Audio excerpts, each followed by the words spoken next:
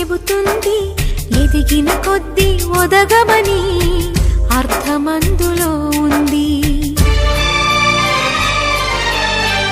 అపజయాలు కలిగిన చోటే గెలుపు పిలుపు వినిపిస్తుంది, ఆకులన్నీ రాలిన చోటే కొత్త చిగురు కనిపిస్తుంది.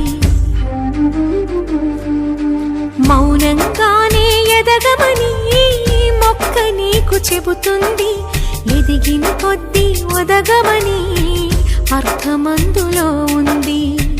అపజయాలు కలిగిన చోటే గెలుపు పిలుపు వినిపిస్తుంది, ఆకులన్నీ రాలిన చోటే కొత్త చిగురు కనిపిస్తుంది.